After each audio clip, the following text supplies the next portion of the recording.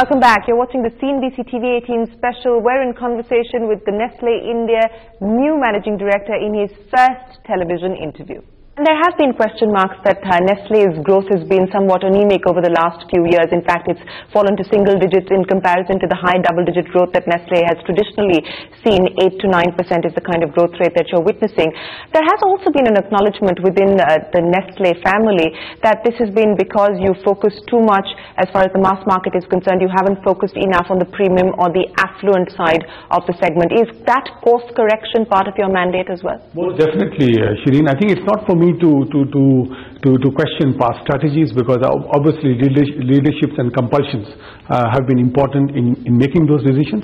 But most certainly, I think the India that I come back to after 8 years of working overseas is an India that's different. And I think there are opportunities for upgrading and for premiumization just in as much as there are opportunities for mass market products as well. So we will be engaging on both sides of the spectrum. Well, what are you going to do to mitigate the rub-off effect? Because you're already beginning to see the rub-off effect on Maggi. If you can also articulate for us, I know you're new here in India, so maybe short on numbers at this point in time. But if you can give us a sense of the rub-off effect that we've seen because of Maggi. And I think it's quite obvious, and I think this is playing out.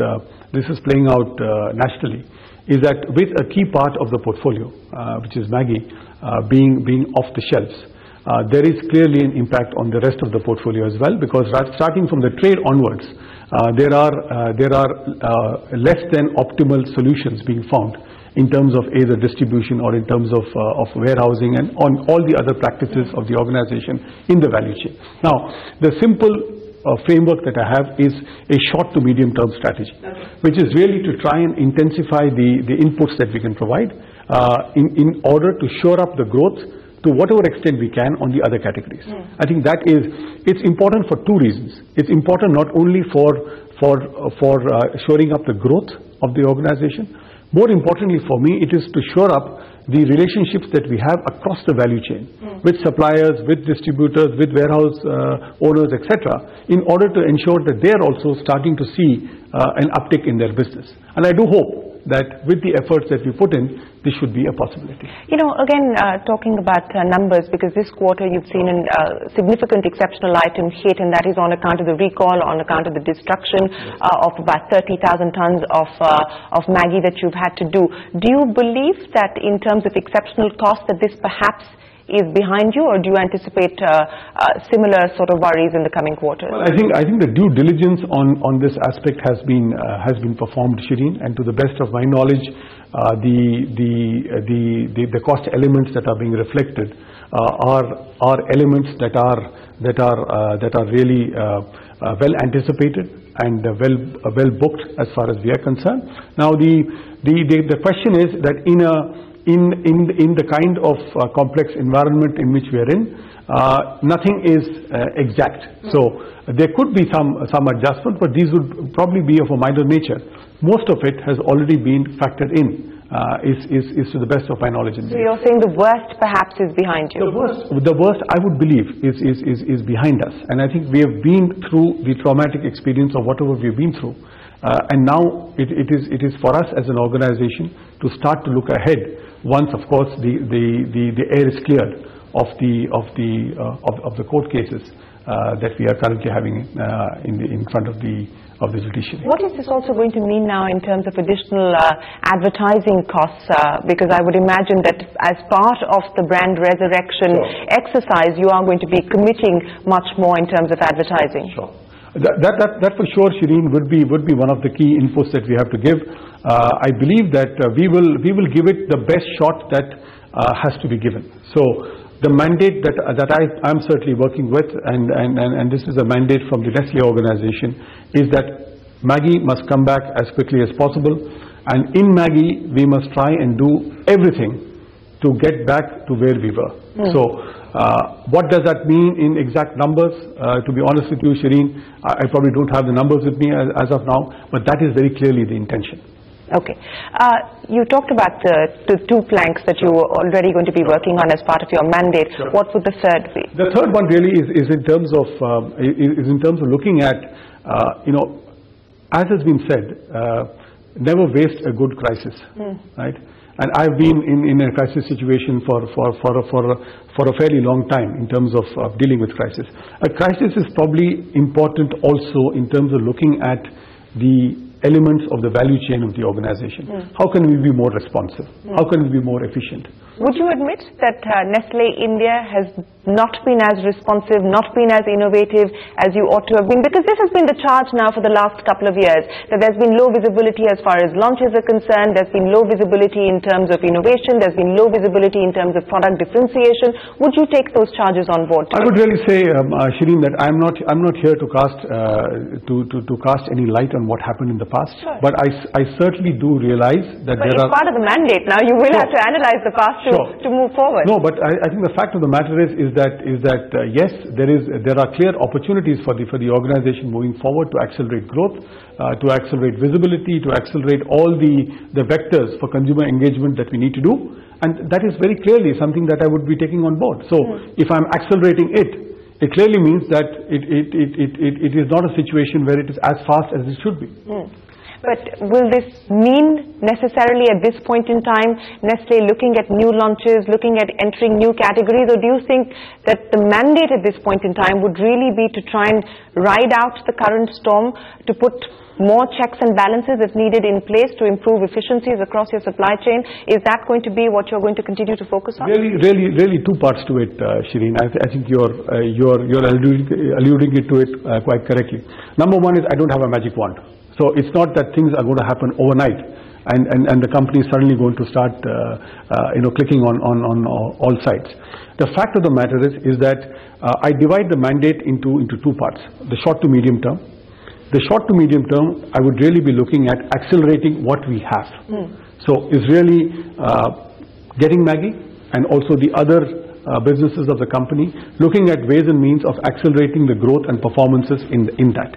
The longer term, we can be looking at new innovations, new categories, etc., etc. But at the moment, I am tending to what is on the table. You also said that part of your mandate is going to be to engage with all stakeholders, including the government. In your conversation with the government, I don't know if you've had one with the government so far, but in your conversations with the government, what is it that you intend to put on the table? Because there have been comments that have come in, for instance, from the food processing minister, who seems to suggest that there is a sense within the government as well that this issue has snowballed into something that it ought not to have.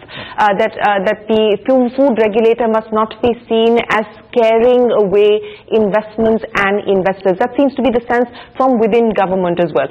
What do you intend putting on the table in your conversation? I can speak as Nestle and not really in the larger context of what the ramifications of this is. As Nestle, we would be really putting two or three things very clearly on the table. Number one is the quality standards that we have and the quality standards that we need to get an alignment on.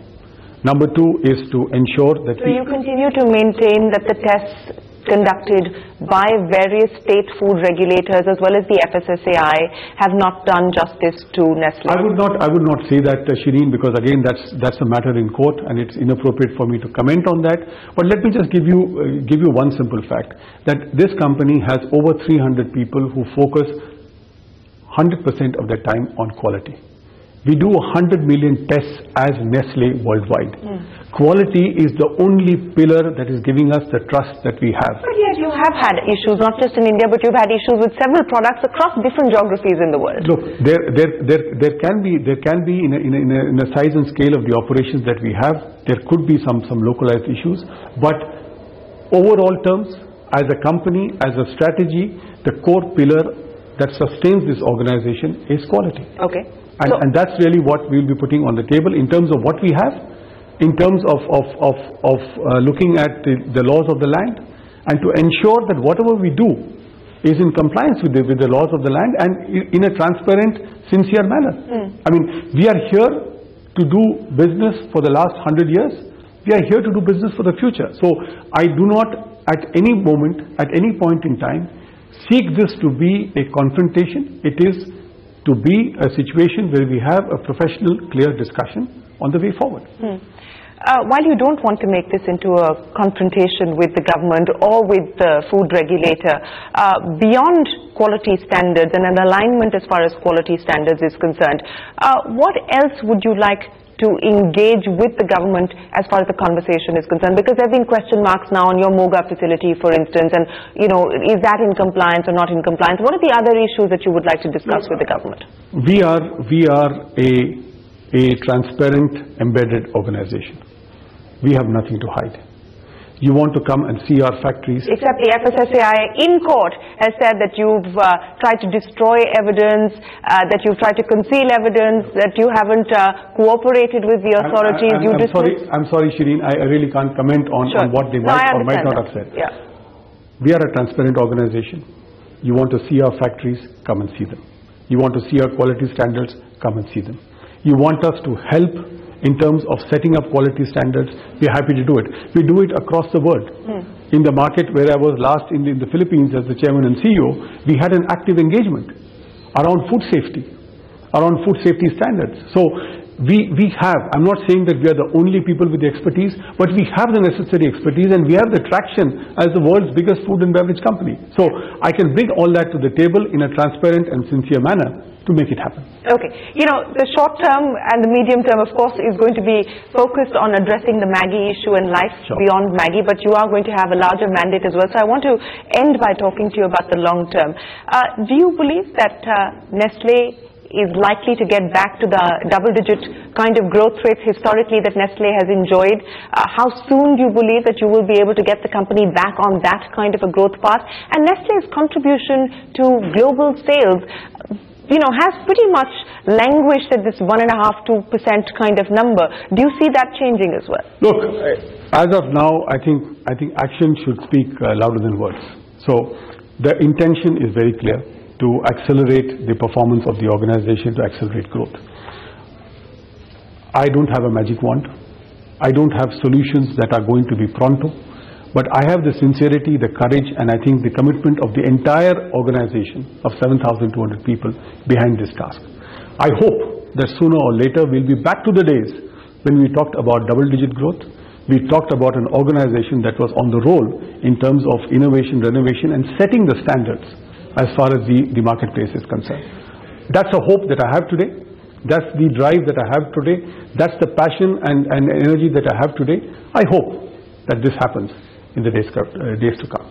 Well, Shankar, it's not an enviable job, as I pointed out, but we wish you the very best of luck, and we do hope that you overcome the current crisis and get growth back as far as Nestle is concerned. Thank you very much for speaking to us here on CNBC TV 18. Appreciate your time.